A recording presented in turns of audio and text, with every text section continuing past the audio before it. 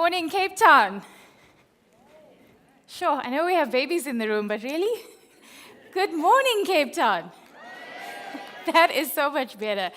Thank you so much for having me here today. I am really privileged to be here because being invited to speak at the event today, it's really helped me have a look at my own journey as a fellow parent and as a mom of someone who has, who's not a toddler and hasn't been a toddler or newborn for a number of years. It helps me take the time out to reflect and to see what I've done right, what I've done wrong, what are some of those proudest achievements, where I've excelled as a parent and where I haven't, and also just looking at the road ahead. So I think I'm really speaking to the converted when I speak to this room and we talk about everything that a parent is meant to do and the roles of parenthood, the many hats that we wear, everything that we're expected to provide and to achieve for our children. So we know that we have to protect our kids. We, of course, have to enable their emotional well-being, their spiritual and moral growth, as well as social and cognitive development. But really, my segment today is going to talk about the enabler of all enablers, as I like to call it. And that's the financial aspect. It's this idea that we are charged with the responsibility of financial provision and financial enablement for our children, for their lives until they're able to reach maturity and go out and take care of themselves. So I know that there are a number of things that we can do as parents that doesn't require money. But I challenge all of us in the room to discard the value of money, and I know that we can't, because this financial ability helps us really up-level the game and everything that we do in order to take care of our children and enable the best possible futures for them. I mean, we're sitting in this room, and this wouldn't be possible without that as well. So, amongst these many hats that we wear and the different roles that we have as parents, if I were to ask you to pull all of those things together into a single vision as a parent, what is the number one responsibility you have towards your child? Can I get a shout out from the audience? Education? What else? Anything else? Number one role? Sure, we have an overachiever out here. Second answer, yeah. Safety and security, yep. Okay. Health, very good. So most parents would give some form of answer that speaks to, out of everything that I need to do, the number one thing or the single vision that I hold is being able to set my child up for success, enabling them to live the fullest life possible as the fullest versions of themselves possible. So in order to set your child up for success, what do you need to do? And I've broken that down into 3 distinct chapters for today, to leave you with these 3 thoughts. So if I ask the question, what is the one thing that you can do to set your child up for success? I'm going to ask again for an answer quickly.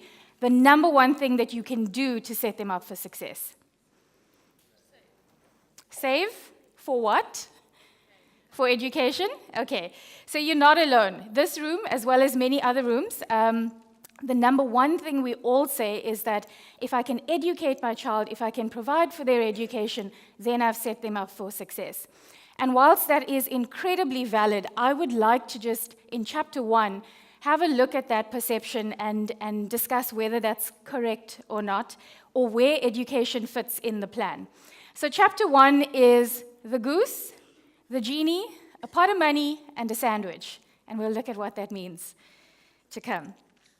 So when I asked you how you would set your child up for success, like all parents that I speak to, like myself when my child was younger, my thinking was, if I were to educate them, they would be set up for success. And as I said, that's quite valid, but I am a little bit concerned that it creates a little bit of a blind spot, or perhaps a big blind spot, because education is a goal that happens at some point in the future, and there's a huge road ahead between now and then. And that blind spot is the road in between. So I am concerned that if we only focus on this point in the future, educating our children, not only do we create a gap, we jeopardize the possibility of being able to educate them, so the things that we require to educate them, But we also jeopardize all the other things in between. So as new parents, many of you in the room, and expectant parents, you know that the road is long and that there are a number of things that must happen in between.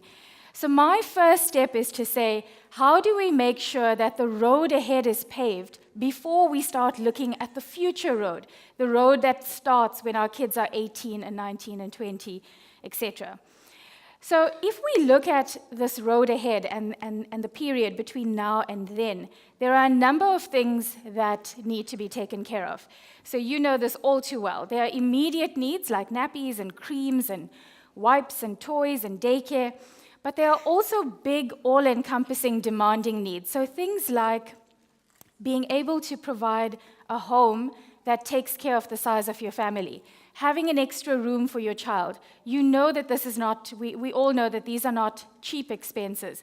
Having a vehicle that's child-friendly, being able to afford holidays that are kid-friendly and that have the activities, the safety, etc., that we need for our children. I'm now going to ask another question. What is the one thing that all of these aspects have in common? Money, yes? So what is it, where does it all come from? And the number one aspect for me is that all of this comes from, sorry about the slide, all of these are funded out of our incomes. So for many of us in the room, we earn an income, and it's this income that funds our ability to keep the promise of the road ahead to our kids. And so if income is this huge promise, it's the promise of paving the road ahead and being able to enable that place in the future where education is possible as well as the road in between, let's have a look at what income actually is. So income is usually from a source. For most of us, it is an employer. It's to someone, so it is, for us in the room, the recipient, the parent, the mom or the dad. And it is in exchange for the effort or output that we provide to the source. And that effort is what we refer to as work. And that's what paves the road ahead. So if income is this huge promise, and these are the characteristics, what we need to look at is the fact that there are a number of risks associated with these characteristics. So one is the employer. There could be something that happens to the employer. There could be downsizing. An employer could disappear. Even major employers, like the huge banks that we've seen in the US that have gone under, are not immune to the risk of not being there any longer. We've seen recently with another retailer in South Africa that's disappeared after hundreds of years of being, or 100 and some odd years of being in existence. You could also have the risk of something happening to the recipient, so something happening to the parent. What happens when you are no longer here? And if you are no longer here in this interim period, your income stops. Okay, isn't that a scary thought? Your child is dependent on this promise of income, and your income could disappear along with you. And it is in exchange for the work or the level of output. So what happens if your ability to be able to create this output, your cognitive ability, your mental ability, your physical abilities, if they are threatened in any way, they could also jeopardize the promise of this income. And that's where the gap is created. So my number one aspect to consider is consider yourselves. So now I'd like to just look at how important this income is. So if we say there's a huge promise of income, how huge is it exactly? Well, let's look at an example. If you are 30 years old today, assuming you plan to work until the age of 65 and plan to retire at 65, and you earn an income of 50,000 Rand a month, assume that the income increases slightly above inflation, no looking at promotions, etc. How much do you think that would be worth over your lifetime? Can I get a guess? So between now and the age of 65, how much would that income be worth to you? 2 million? 5? 5.5? Everyone's not brave all of a sudden. I heard a lot of shouts earlier on. Give me one guess, come on. 3? What was that? 3 million. Okay, slightly less than the actual number. It's a whopping 82 million Rand. 82 million rand. You want to know how big the promise is that you're making to your children for the road ahead? That's an indication of the kind of promise that you're making. Okay. So, the end of chapter 1, the goose, the genie, the pot of money, and the sandwich. Who are you in this picture? You are the goose. You are the goose that lays the golden egg. And what do you do when you have a goose that lays the golden egg? The first thing you do is you protect the goose. So my first piece of advice is look at yourselves first before you look at your kids' education. Look at how you protect the goose that lays the golden egg. Where does the genie come in? Well, this idea of protecting the goose that lays the golden egg is not new to us. We've learned this, or we know it intuitively from when we're much younger. Has anyone ever played the genie game? So the game where you say, if you had 3 wishes, if you had a genie and you had 3 wishes, what would you do? What would you wish for? And there's always that one friend, sometimes you are the one friend, who says, I'll wish for 1,000 more wishes. Or I'll wish for unlimited wishes. What are we doing?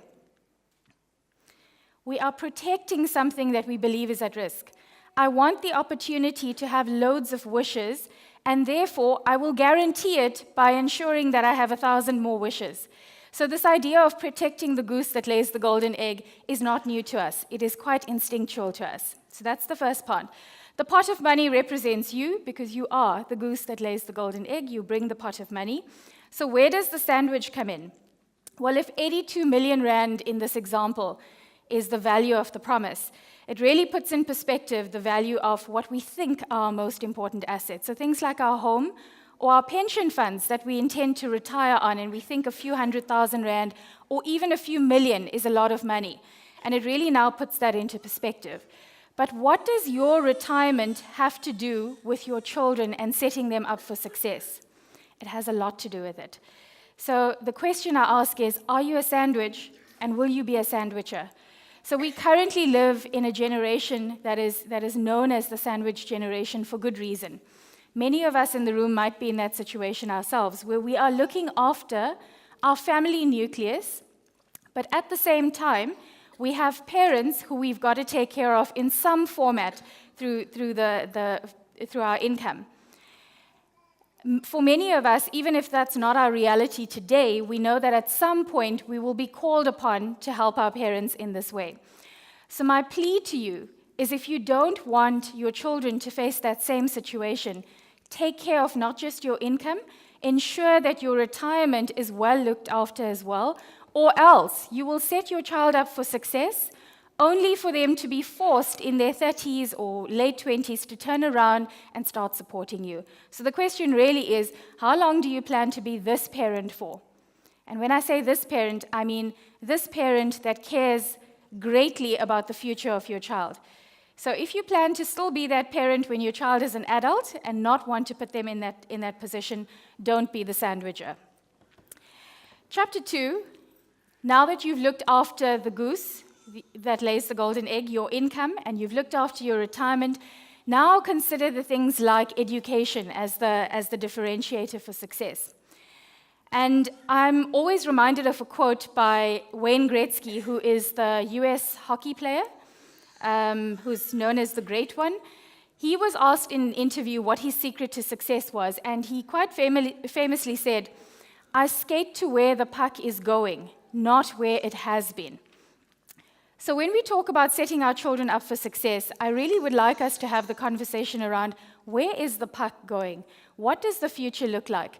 For most of us, we say, what will education cost? Let's add inflation to that, and let's save that amount of money towards educating our kids.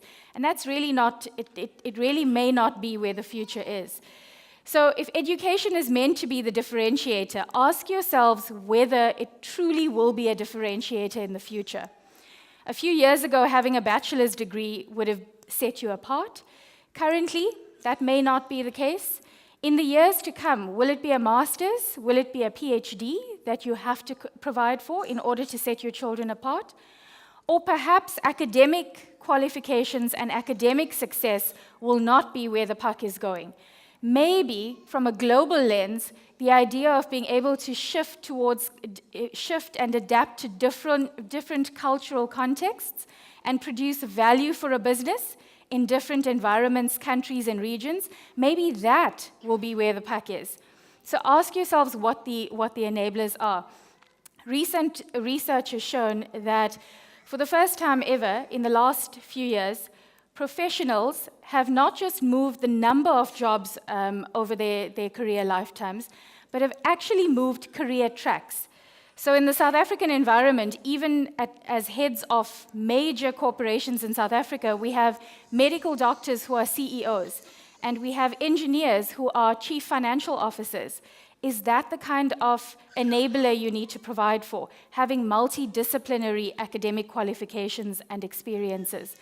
So ask yourself, what possibilities do I want to enable for my child before I start saving towards those possibilities?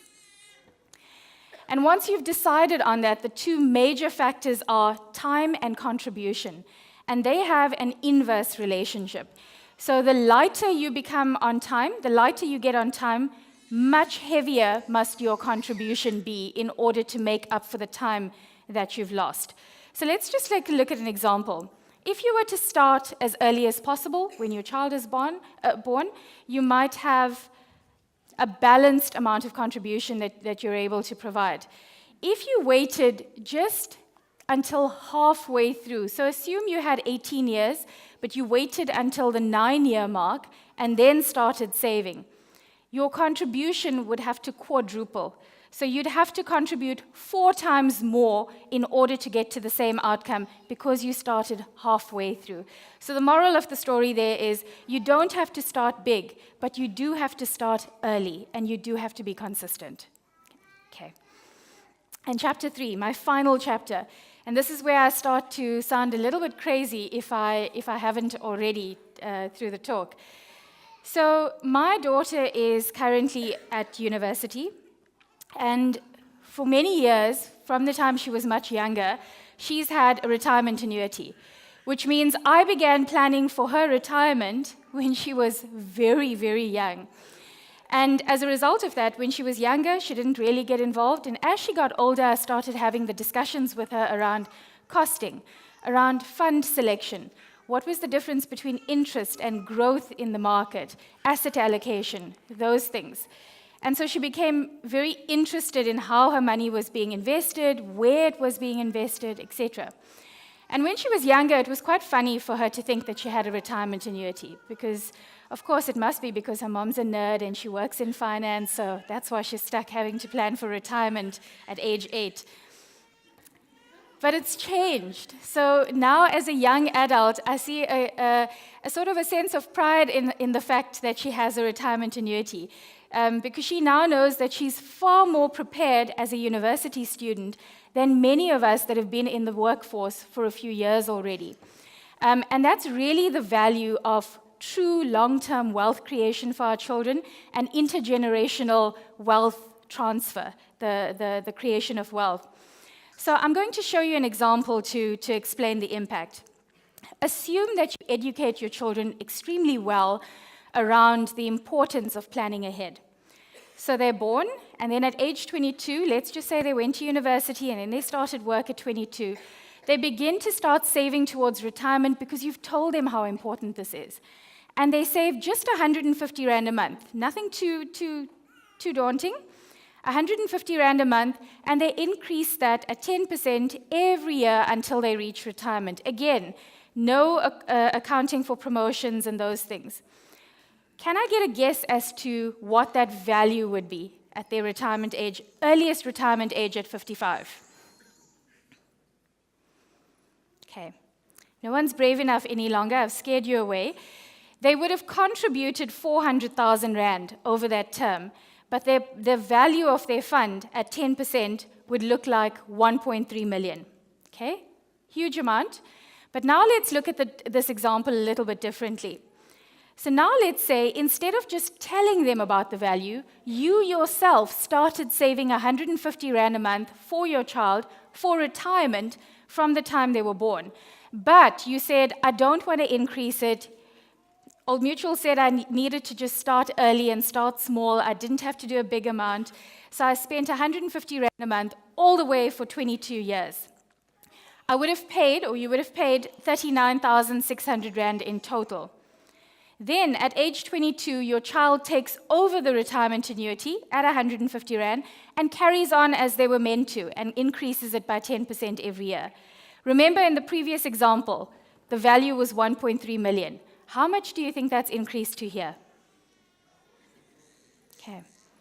It's a whopping 4.4 million, more than 3 times the amount with less than 40,000 Rand spread over 18 years that you would have contributed. You would have contributed less than 40,000 Rand over 18 years, and you would have made more than 3 times the difference in terms of their fund value. And that is what they call the eighth wonder of the world, the power of compound interest. So I urge you to think differently around true long-term wealth creation and how we can set our children up for success. That's me. Thank you.